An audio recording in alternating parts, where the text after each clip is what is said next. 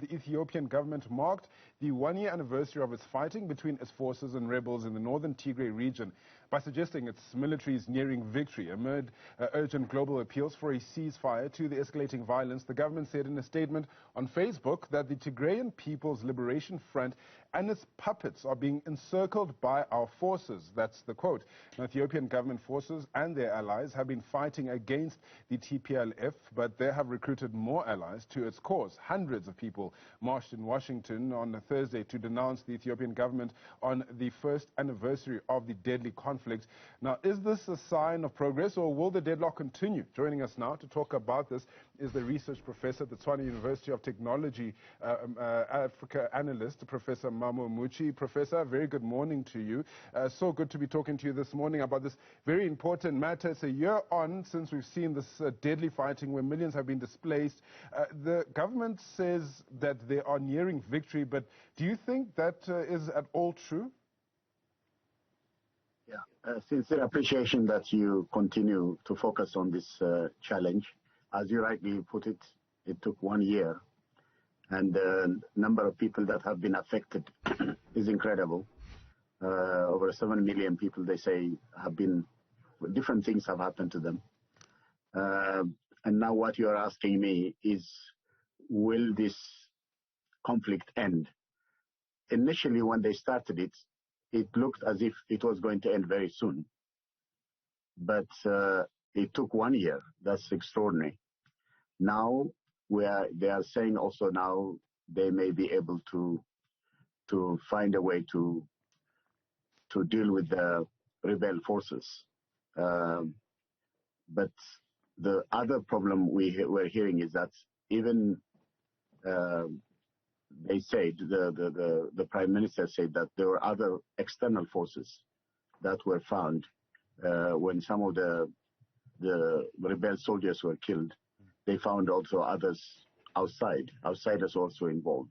So this conflict is very complicated. Exactly who is involved, why they are involved, why they are, and what they say to us also, that they, in some cases, they say, for example, there was a capital city called Dese and an industrial area called Kombolcha that was occupied by the rebel forces. But they also say that they are not there, they have been removed. So exactly what is going on, the facts on every sphere is very, very difficult to know. So my worry is that this conflict is better finalized by also all the international forces. Instead of saying, let's take action against one or the other, the best way might be to say, how should we end this war completely? That's the best way. No sanctions, not many things like that now. We don't need that. The key thing is that the only people that are dying, it's for no good reason at all, that they should be in this situation. Absolutely, that Professor. Has to be addressed. And I mean, yes. if you look at the way in which it's being addressed from both parties, government saying they're encircling, they're moving in, they're using very strong language, essentially giving us a sense that they might be ready to win the war, but with violence.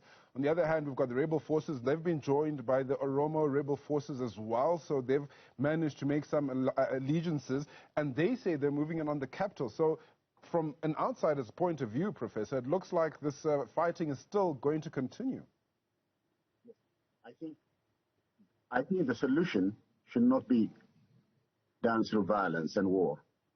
The solution should come from the state of violence to a state of dialogue, and a peaceful, framework should be set up so that no war would ever be again, coming. Something like that should be done. But if you do it through war, those that are defeated, will also try to revenge, and then they will come back again, and they will also get alliances. I mean, as you notice, the rebel forces seem to have global, the whole globe, the Western world, from everywhere they seem to have. I don't know how they get it, but they have a lot of support. The media, everything supports them. Even the media here in South Africa, so not you, but some of the newspapers, the Star and all these other newspapers, Mayfair Daily, all this, I saw reports which are more pro the rebel forces than the government in Ethiopia. We should be, I think now we should say that we should be people-centered. The people who have nothing to do with this conflict, with this politics, are being killed, are being raped. Many strange things are happening. Ethnically also, like Amhara people, Afar people are dying, not just Tigrayan people. Because we have this very strange situation happening, instead of ending it through war, it's better to end it through some arrangement where there will be no war ever again in Ethiopia. And I think it's also, as Africans, all of us, Ethiopia has been a country that has been an example as a model for not being colonized. So it's not just for Ethiopians there, for all of us should all be saying, no, this war should be stopped, and we should also be taking action, strong action, to make it impossible for any of them to continue to do this. Why are they making the war? It's power. It's for political power, not for the service of the people, for the safety of the people, all right?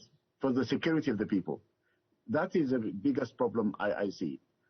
I am worried about it. Even if one of them get defeated, the defeated will also have supporters who then again come back again and start fighting again. I don't want this war to continue like that.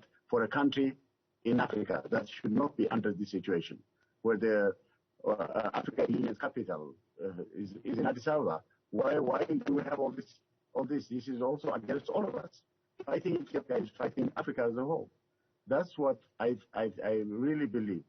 And it's important that we really handle it very systematically and resolve this matter without war, with some other arrangement that makes the entire world to come and join to create really a model peace from this disaster. Let's make it an example.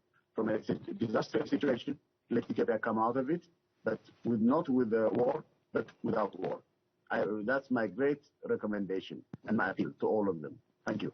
If you're hearing any interference, we do apologize for that, but let's continue the conversation. Professor Mamo, or Professor Muchi, you referred to the fact that the Western world seemed also to be in support of the rebels. There was a coalition essentially signed in Washington during the week, I believe. Can you just, in your opinion, tell me why that is the case? Why would the rebels have so much support, especially from the West? But it's what we heard now is that the Tigray People's Liberation Front found another 8 groups that are from the Oromo area, from all other areas. They are now forming coalitions, trying to struggle and say they want to set up their own transition government by removing the current Abiy government. That's what they are saying. Now, for this, they are saying that they are also getting international support for this kind of, for some peculiar reason, there has been, I don't know why, there has been threats to Ethiopia as sanctions. The Africa Growth Opportunity Act, Ethiopia has been removed from that too. And there are many, I don't know why this is happening, from the United States government, from the European Union, even the United Nations Security. All this were having serious challenges. And I think the best would have been to stand for the people that are suffering, not for the politicians, not for these groups that are conducting this war. This is very unfair war. This is totally unnecessary war. So I think the international community should also be more for peace, stability, security for the people as a whole in Ethiopia, not stand for supporting the rebel forces or other forces that are fighting in this situation. I think this is a very difficult time we're in, and that's why I really believe also the African Union, all the Africans also, we should know how to solve Africa's problem ourselves. And when we run into difficulties, we should not continue to export our challenges for others to take advantage and make the complications further. In other words, this conflict will continue if external forces come, because often these external forces have also their own agendas, their own interests, and this is not fair. So I think an African solution to an African problem, an Ethiopian solution to the Ethiopian problem, the people-centered solution rather than war-centered, through war, through all these difficulties, that approach is what I really think we strongly must recommend and promote, and really find a solution for this very, very, very heartbreaking war that we all are very, very, very hurt. I'm sincerely telling you, I've never been so hurt to see all these things happening. I've never heard even things we never heard even in the Nazi wars and things like that, how people are being affected, killed, many things like that. It's incredible what is happening. This is not good. This is unfair for all of Africa that we are in this situation. So we all should really be saying, no, this should end very soon. Absolutely. Not continue. Professor Mamo, thank you so much for your time this morning. When elephants fight, it's usually the grass that suffers, and it seems to be the case at the moment. But Professor, I really appreciate you taking time out to come and unpack this very important and sensitive topic for us today. That is the professor at the Tshwane University of Technology and Africa analyst, Professor Mamo Muchi. Right.